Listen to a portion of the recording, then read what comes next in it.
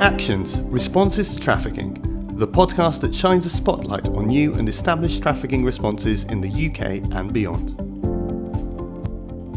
Hi, and welcome back to Actions, the Responses to Trafficking podcast. I'm Kathryn Baldacchino, and this is a podcast where I speak to people who are working in different ways to respond to trafficking in order to help share their work with other people who are also working in the field. Today, I'm delighted to share the conversation that I had with Maria Lozano from Survivor Alliance. We spoke in June 2021 about her work on the Survivors Lead project. She offers loads of insight to the importance of engaging with survivors in every stage of development and delivery of programs and policy. I didn't manage to release this podcast in 2021, but the LEAD project is such a valuable initiative, I wanted to be sure that you got the chance to hear about it. LEAD has now evolved into the Leadership Academy, which is a longer program focused on seasoned leaders. Survivor Alliance applied for funding for LEAD 2023, keeping the original structure, but also focusing this time on strengthening the virtual platform. You can read more information about the Survivor Alliance Leadership Academy and the employability programs on their website. It's also worth mentioning that on the 13th of December 2022, Survivor Alliance released their World Congress report. The Congress, it ran in July 2021, and Maria talks about this in this podcast. So thanks for downloading the episode, and I hope you enjoy hearing about their amazing work. And get in touch with any feedback or further questions via @ActionsPodcast on Twitter. And please make sure you subscribe on your podcast app and on YouTube. So today I'm joined by Maria Lozano. Maria is the Leadership and Training Director at Survivor Alliance, is based in Nottingham and has worked with the Free University of Nottingham initiative. I'm delighted to have the chance today to understand more about what Survivor Alliance does, and specifically one of their really many important initiatives, the Survivor Lead program. Welcome, Maria. Thanks for joining me today. Thank you for having me. Thank you. It's great to see you. Maybe we can start first by trying to understand more about what your role is. Can you tell us more about what a leadership and training director does? Yes, of course. Basically, my role at the moment is to oversee all the training that we are promoting among survivor leaders. So based on previous experience and in Survivor Alliance, we have been develop a curriculum, a set of skills that we think that are very important for our survivors leader to develop or harness, in the case that some of the skills they are already there, but there is another ones that we want to be sure that are there to provide more a wider context to the work that our members do. Excellent, thank you. And what is it that motivates you about this field and about your job in particular? My main motivation have been always social justice. So my work in Survivor Alliance is linked with my deep call for social justice. And I'm very grateful because it's allowed me to put an international lens to the problem. And in terms of my background, I am a primary teacher, so to work in training is kind of like I've been the natural evolution from working in a school and feel a bit trapped in the school institution. And then move toward spaces where my work can have more impact. And so since I came to the UK and I kind of learned a little bit more a second language, and I gained this new space, and yeah, so this is more or less the way that I see the links from my background and what I'm doing at the moment. That's so great. And the more I learn about Survivor Alliance, the more inspired I feel about the work that you do. So I can see how that's really motivated you as you've continued in this role. So focusing on Survivor Alliance, it's a global organization and it's been in the UK since 2018. Can you tell us more about what the organization does? Yes, I mean the organization started as a need of survivors leaders to have a voice in the anti-slavery movement, anti-trafficking movement. So because there was this feeling that there was too many things around in the anti-slavery movement or anti-trafficking movement, but there was very little survivors' input or voices in this movement. So inspired by the disability right movement in the US, where the motivation was, okay, we want to be part of the change and the policies that are related to us, is what motivates the Survivor Alliance. And since then, we have been building this network and promoting survivors' leadership to find or to kind of get together with survivors that feel a call to make a change in policy and research and in survivors' interventions. So yes, this is like the work that we do, and the work have been, we slowly growing as organization. We are very young. So when I started, we were just 3 people, and now we are about 6 staff, and we are hiring someone else as well. So our work have been, growing and growing. We have been increase some of the donors that we got, or program. At the beginning, the leadership role or training role was smaller. We were focused more in increase our membership, but now we realize that we need to do all this kind of training and upskill members. And yes, it's basically is promote leadership to develop and create more accurate interventions for survivors of human trafficking and modern slavery. That's excellent, and it's so timely. It's really starting to become more acknowledged in the sector, especially in the UK, that there is a real lack of survivor voices informing policy in the way that programs are designed and delivered. And obviously, as you've said, everything that Survivor Alliance does is focused on addressing this gap and trying to make sure that there is the opportunity for survivors to input. Are you starting to see a change in the UK, in the policy context, of opportunities for survivors to be involved meaningfully?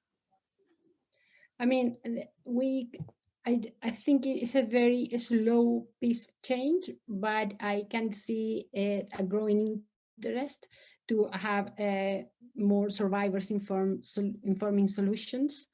And for example, at the moment, we invite in the program lead that I'm going to talk later on, we invite in organizations to host a placement, and we have about 16 or 15 organizations interested to host a placement, with the idea of to give the first step into be a survivor informed organization.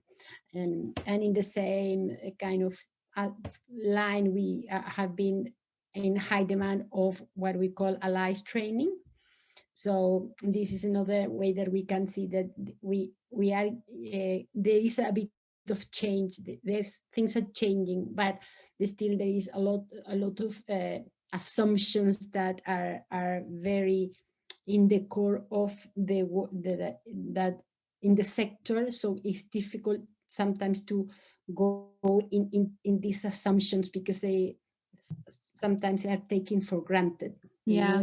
There's like a baseline of assumption that is sometimes is even difficult to look into, because you need to be self-aware as an institution, in terms of even the internal policies or safeguarding, or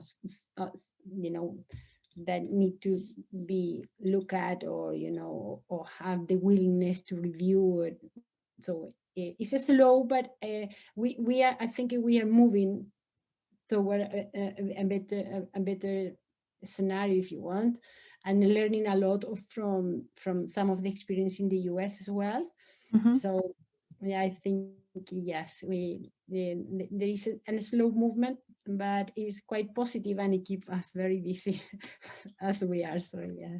Exactly. I can see that you have a huge demand at the moment for your services. You mentioned the US. Is the US a little bit further ahead in terms of survivor engagement? I will say, I'm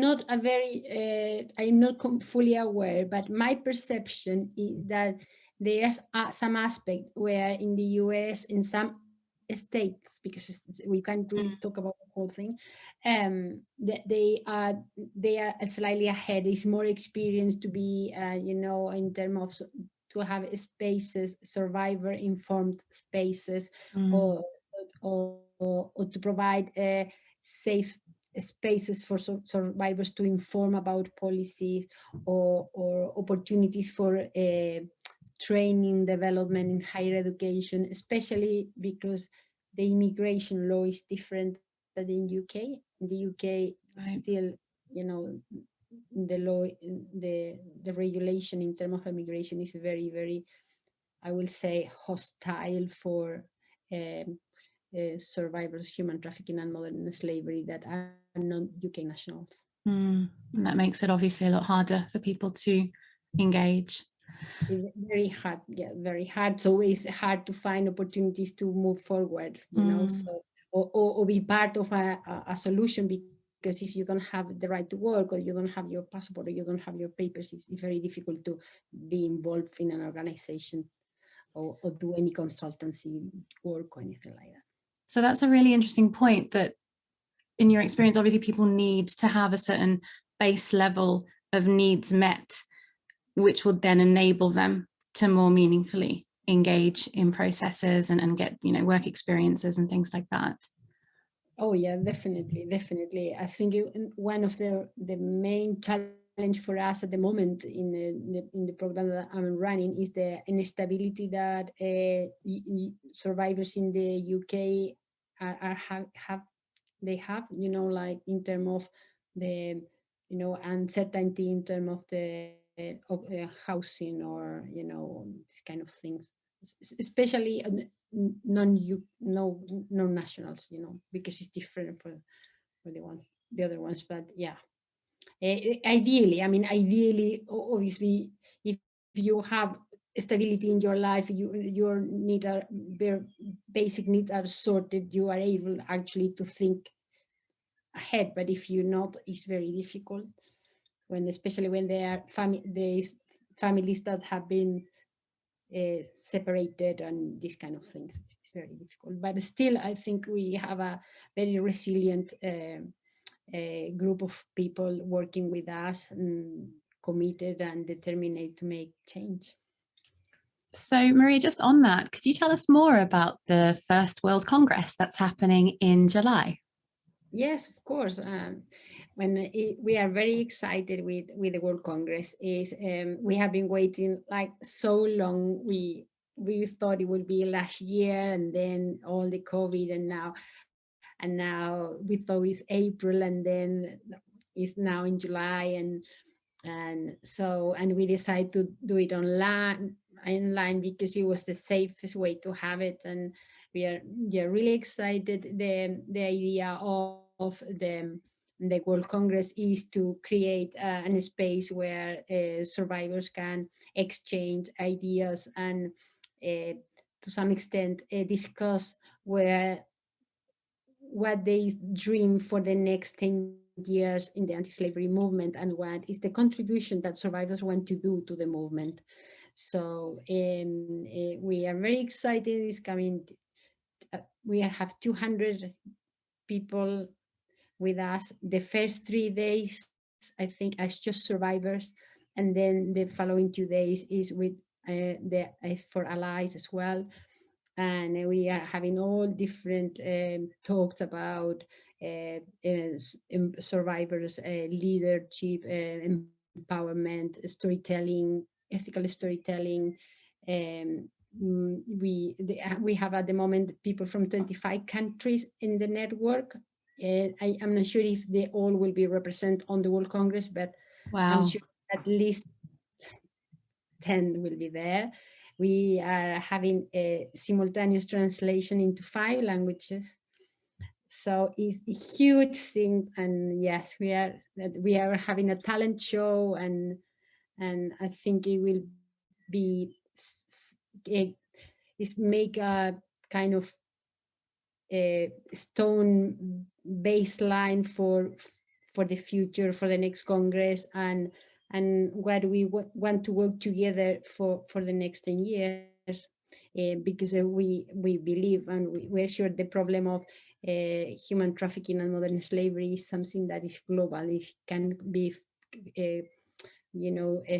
can be done just in one country. It need to be something global, and I think in that sense COVID kind of helped to look into things in a globally in more globally way, thinking like, okay, we do need perhaps a world health service, or I don't know, or a minimum global salary, something like something that make sure that everyone in our planet have the basics to live in a decent way with dignity. What an exciting initiative. Well done. But yeah, I can imagine it's such a huge project and a huge activity to be working on, but already sounds like it's going to be such a success, like so many people engaged, so many countries, and an incredible goal of having like, what do people want to see in the next 10 years? And that can be a real kind of marker to guide organizations that are all working on anti-slavery and trafficking. Yeah, definitely. We believe it's going to be a very interesting conversation, an exchange of ideas with allies, and see how we can work all together to stop or to improve the policies and intervention in the anti-slavery sector. Brilliant. Good luck. Sounds excellent. I'm looking forward to hearing more about it and definitely supporting in any way possible. That's great. Maria, you also mentioned the high demand on your services of Survivor Alliance. You mentioned the allyship training and the other things that you offer. How can organizations engage with Survivor Alliance to benefit from Survivor Alliance's expertise? I think the best thing is to take part in our allyship trainings, and those sessions you will get the basis of survivor meaningful inclusion, and the basic of or model what we promote that have 3 main axes that we call well-being, transparency, and power sharing. So in those training, you can really get a sense of what we are talking about and what are our suggestions, and how an organization can start to incorporate inclusive practice in their work.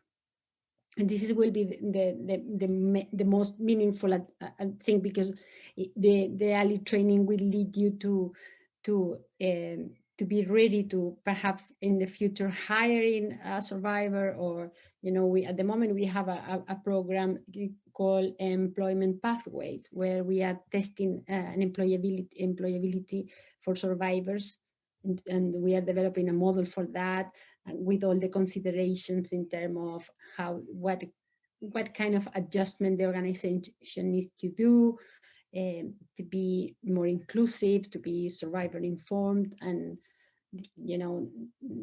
perhaps to keep an eye on a website will be a good idea. And then perhaps if your organization is ready and you have the institutional willingness to make a change, it will be to go straight to the allyship training.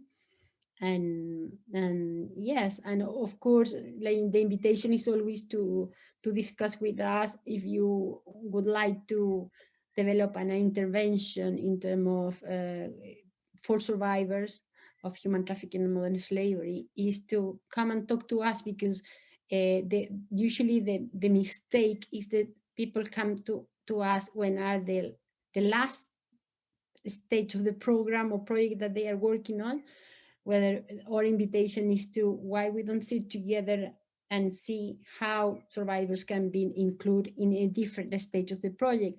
So then we be sure that the whole thing is promoting meaningful inclusion, economic empowerment, and well-being. I'm so glad you mentioned that, because I was going to ask you about what how people should be understanding meaningful engagement of survivors, and I'm so glad that you mentioned that it is about involvement from the very beginning and from the very initial design, not just at the end to check that the project meets certain criteria, but should be embedded throughout.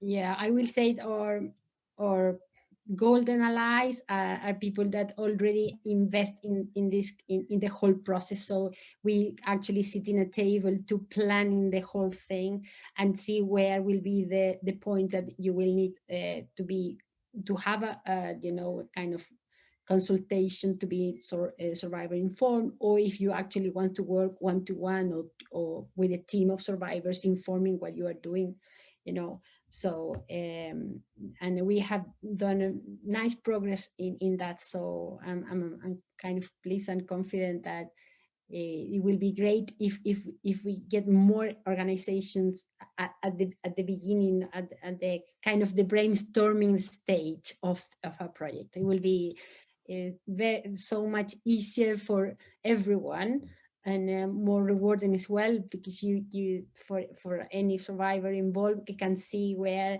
the ideas have been put in place and considered. I have wonderful experience with a few organizations on that, and we keep working with them because develop a relationship. And it leads to more effective programs because they're designed with survivors at the very center of it. So it just makes so much sense on all accounts. Absolutely agree with you. Yeah, definitely. The solutions are far more accurate. Yeah. And so for this discussion, we're specifically focusing on one of the projects, which is the Survivor Lead project. And LEAD stands for Lead, Engage, Advocacy and Development.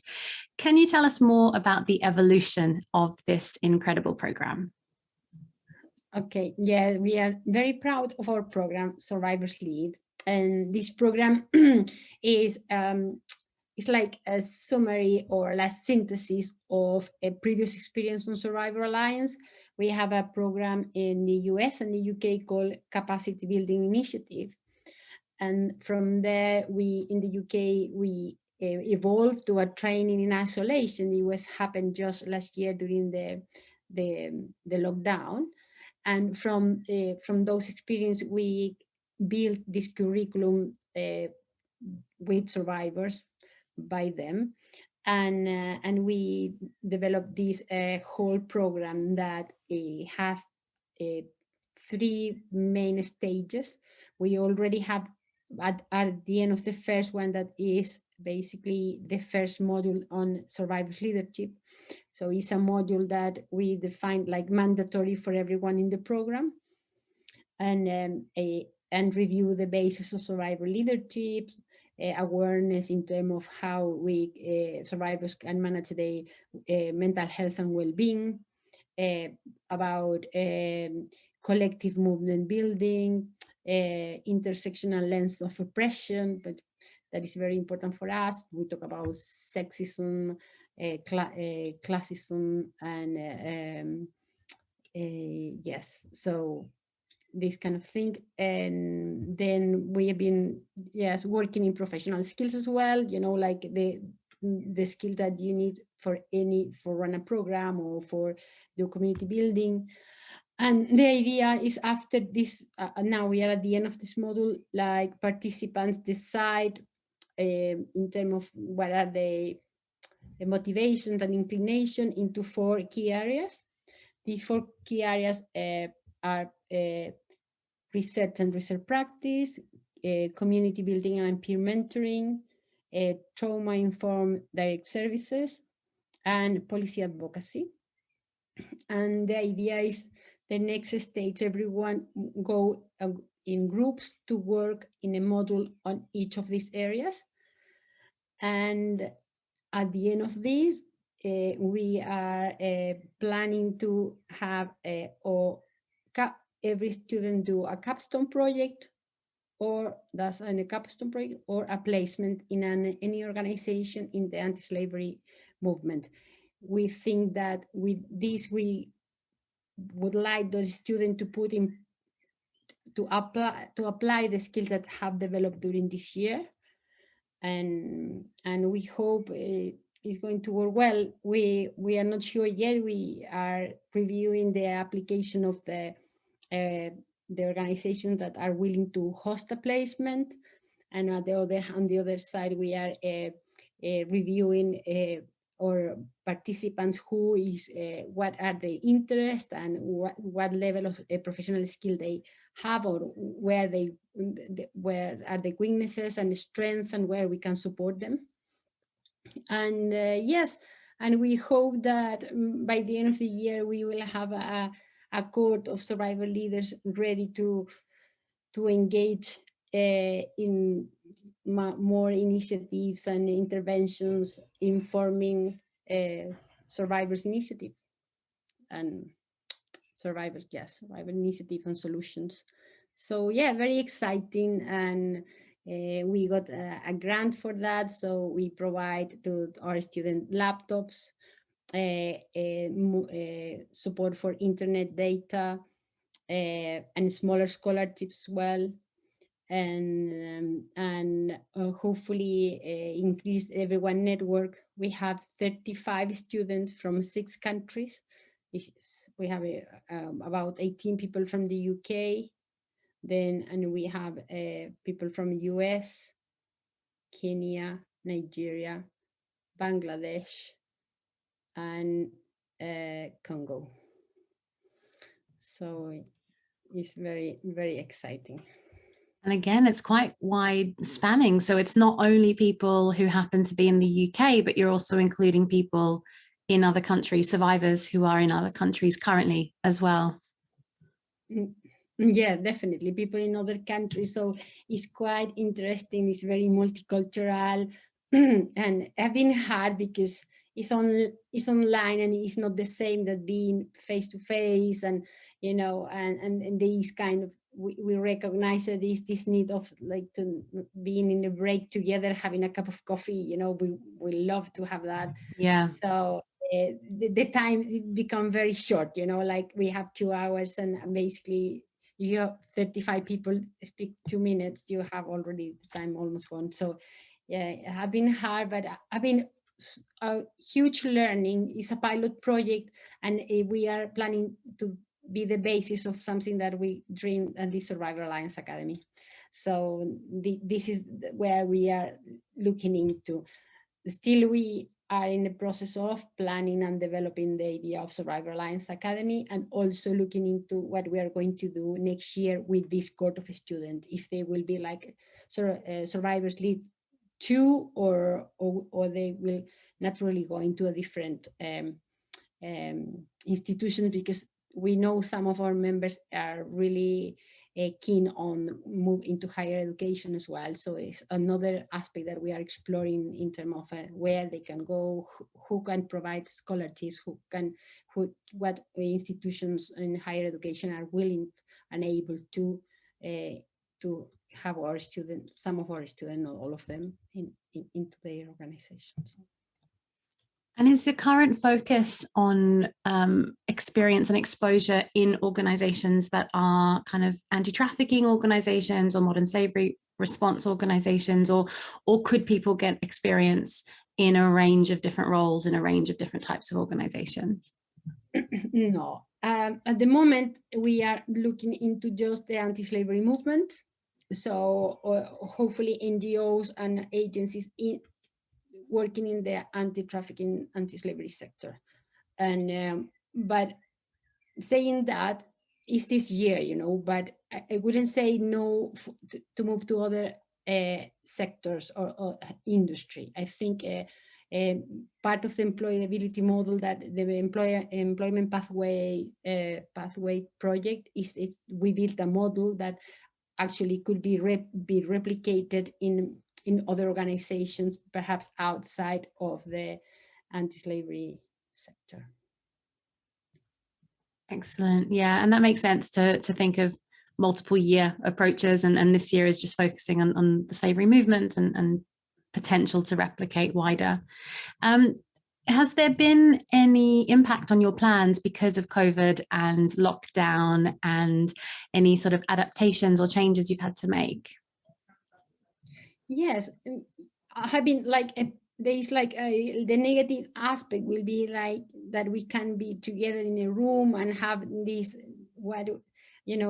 last year we planned a weekend in a college in Yorkshire, and we had to cancel, and it was a dream because we had been from Friday to Sunday together learning, and we canceled that. So this is still a dream, but and it's still a dream, and everyone wants to be face to face, and considering that people is some around the world, but at least the ones that are in the UK.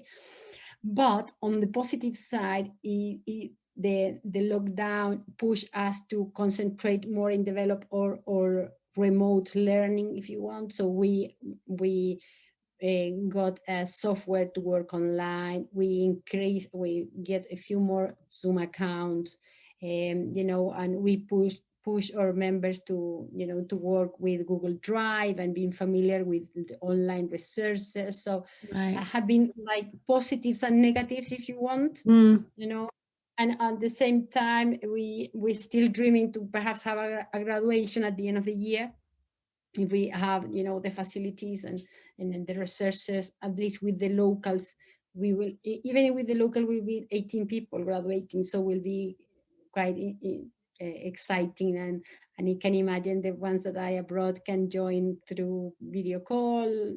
I don't know, but yeah. So definitely we have adapted a few things, but at the same time have been pushing us to do something that we knew we have to do, because to be international, we need to have more kind of online resources for members for the network.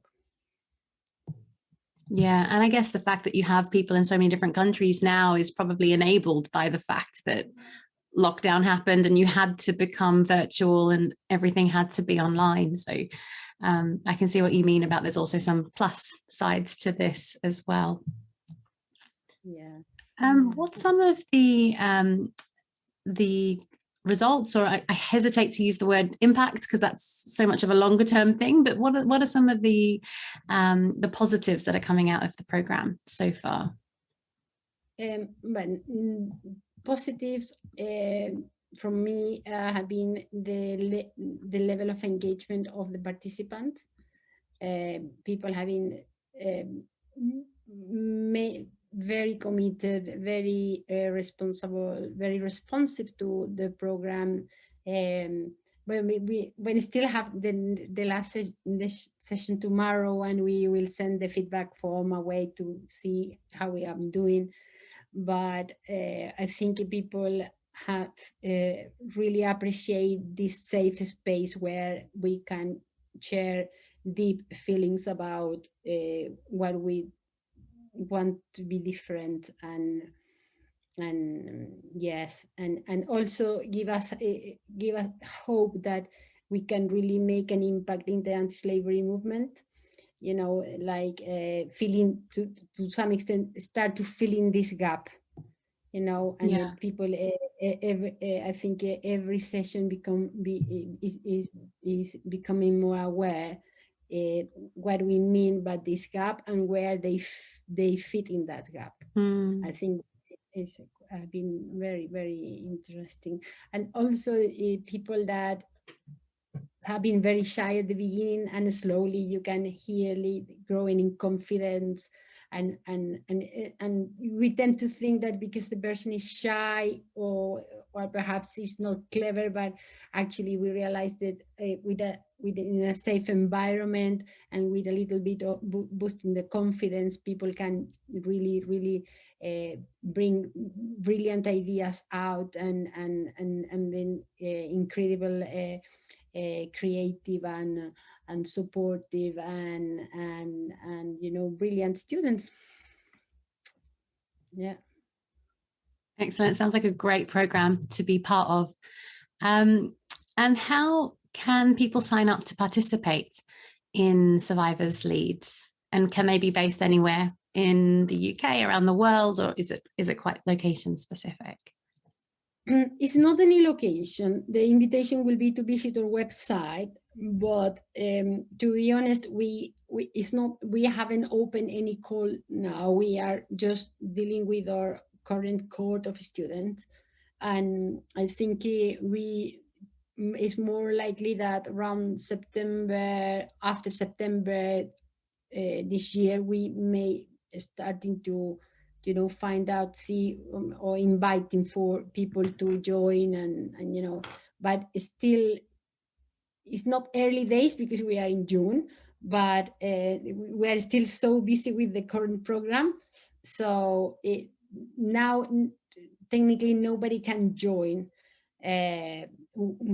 but if you are interested, don't hesitate to go into our website, contact me when we have an email, survivorslead@survivoralliance.com. So send an email and say that you are interested, and we will create, if you want, the list of people that is already interested. We have a few, and we have to turn some people out off because we couldn't do more. So yes.